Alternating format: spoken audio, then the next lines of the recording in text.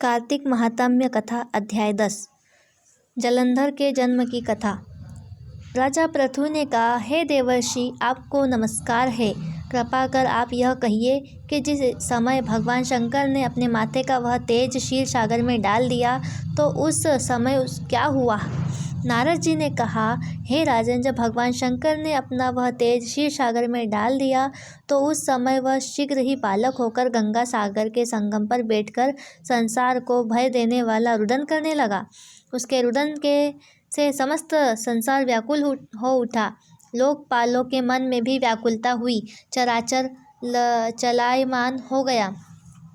शंकर सुवन के रुदन से ब्रह्मांड व्याकुल हो गए। समस्त देवता और ऋषि मुनि व्याकुल होकर लोक पितामह श्री ब्रह्मा जी की शरण में गए। सबने मिलकर श्री ब्रह्मा जी को प्रणाम किया और स्तुति की। फिर कहा कि हे पितामह, यह तो बड़ा भयंकर समय उपस्थित हुआ है। हे महायोगिन, इसका नाश कीजिए। तब देवताओं की ऐसी बात सुनकर श्री ब्रह्मा जी सत्यलोक से उतरकर उस बालक को देखने के लिए समुद्र तट पर आए। समुद्र ने ब्रह्मा जी को आता देखकर प्रणाम किया और बालक को उठाकर अपनी गोद में दे दिया। तब विस्मित होकर श्री ब्रह्मा जी ने पूछा, हे सागर, तुम शीघ्र कहो कि यह बालक किसका है। समुद्र ने विनम्र शब्दों में कहा, प्रभु, यह तो मैं नहीं जानता, किंतु मुझे इतना अवश्य ज्ञात है कि यह गंगा सागर के संगम पर प्रकट हुआ है।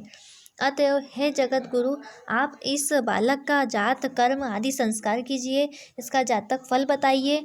नारद जी कहते हैं कि इधर सागर द्वारा गोद में दिया वह बालक ब्रह्मा जी के गले में हाथ डालकर बार बार उनका आकर्षण कर रहा था।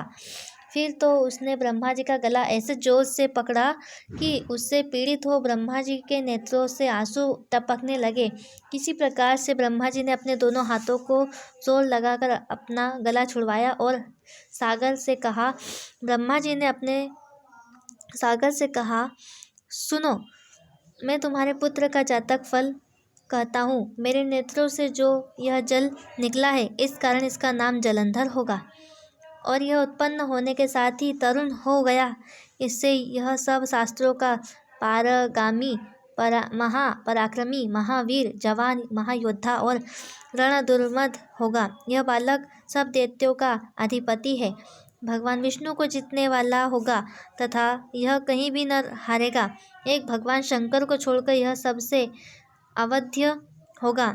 जहाँ से यह उत्पन्न हुआ है वहीं जाएगा।